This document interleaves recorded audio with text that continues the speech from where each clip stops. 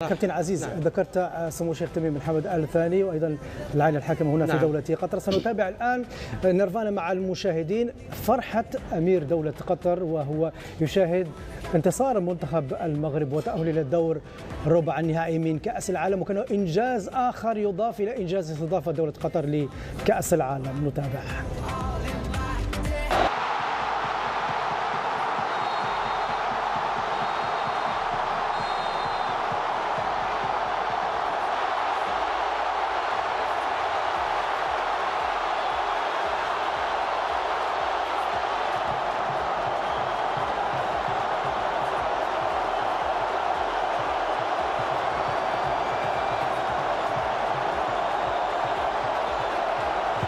فرحة عارمة، ونتابع أيضا احتفالات ملك المغرب مع الجماهير في الشوارع.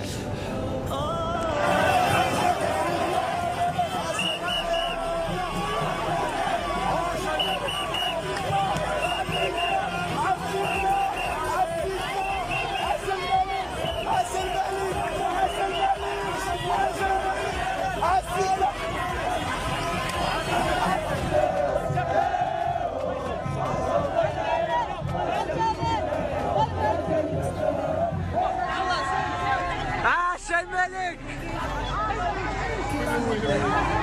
عاش الملك! عاش سيدنا! عاش سيدنا! عاش سيدنا!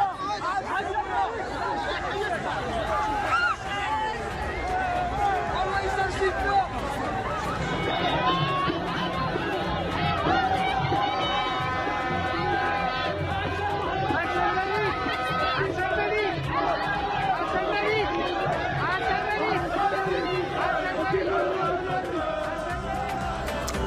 لأول مرة ملك المغرب يرتدي قميص المنتخب المغربي. بالعادة يعني في كل ظهوره الرسمي وغير الرسمي كان بالزي التقليدي المغربي وكذلك بالزي الرسمي، ولكن هذه المرة يبين قيمة الإنجاز الكبير. عيسى المسمار، بك معنا. أكثر من مجرد مباراة في كرة القدم، أكثر من مجرد كأس العالم، أكثر من مجرد مشاركة، هو في الواقع إنجاز يخرج الجميع إلى الشوارع، يدخل الفرحة على الجميع مهما كانت مناصبهم وكذلك مواقعهم. بسم الله الرحمن الرحيم. مبروك لنا جميعا فوز المغرب.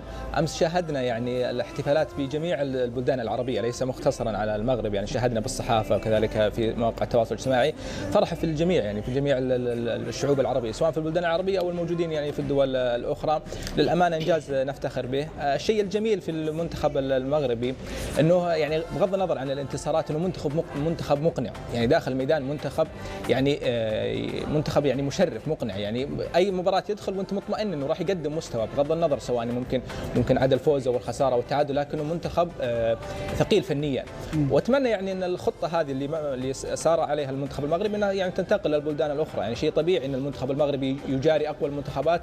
احنا شاهدنا مثلا افضل اللاعبين، يعني حكيم زياش في تشيلسي، سفيان بوفال، يوسف نصيري، بونو، سفيان مرابط، يعني لاعبين لهم قيمه فنيه ممكن انك تقابل فيهم اقوى المنتخبات وقادر يعني على هزيمتهم. الامانه يعني بس الخوف يعني على المنتخب المغربي في المباراة القادمة أنا يعني الجهد البدني، يعني احنا شفنا المباراة الماضية يعني في شد كثير عند اللاعبين، كذلك انهم يعني لعبوا 120 دقيقة.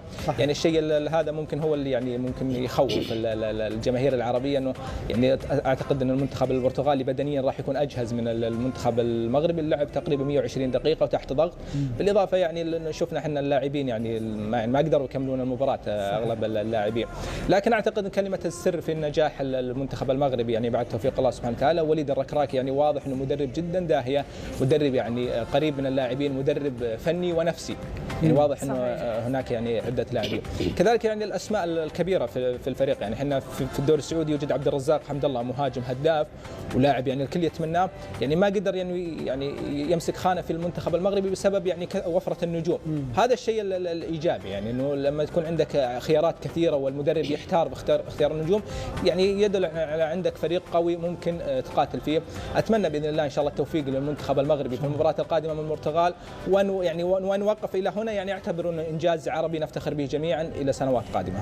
صحيح كابتن عزيز. على ذكر وليد الركراكي تحدث عن المجيء لهذه النسخه كان ليس فقط للمشاركة بل للتقدم والفوز والتقدم في المراحل. كيف يستعد وليد الركراكي وكيف يساعد كتيبته على الاستعداد بدنيا ونفسيا قبل مواجهة البرتغال؟ هو دور مهم للمدرب. المدرب إذا كان مشروعه واضح ونيته طيبة، لازم تكون نية طيبة. ما هي نية المدرب؟ دائما نية المدرب أنه يكون عادل في اختياراته ومتناسق في اختياراته.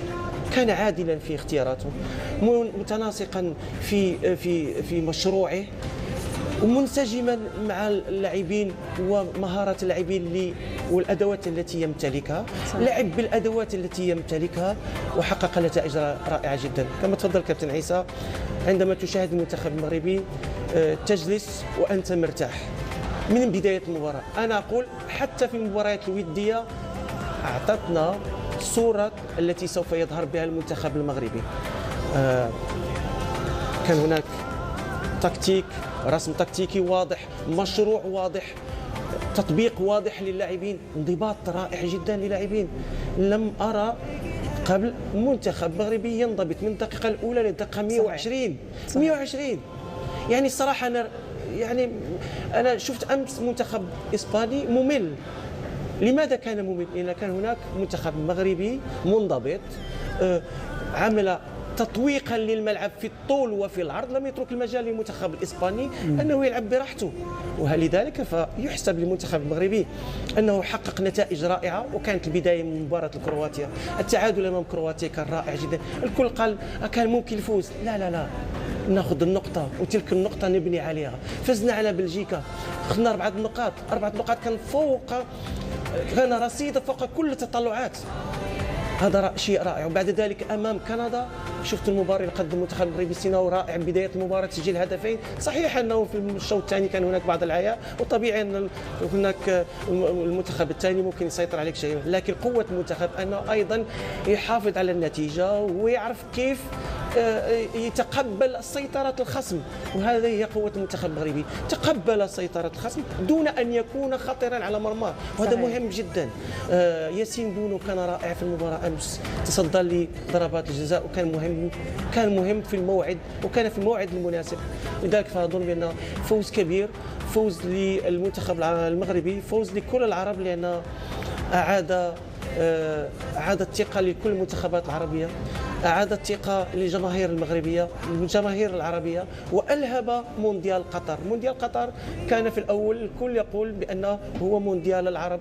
صحيح هو مونديال العرب بتواجد الآن المغرب في تأهل تاريخي تاريخي تاريخي تاريخي. أظن سوف ننتظر سنين لكي يصل منتخب عربي إلى هذه المرتبة. وأتمنى أنه تكون استراتيجية جيدة لكل المنتخبات القادمة، الاستثمار في الرياضة، الاستثمار في كرة القدم.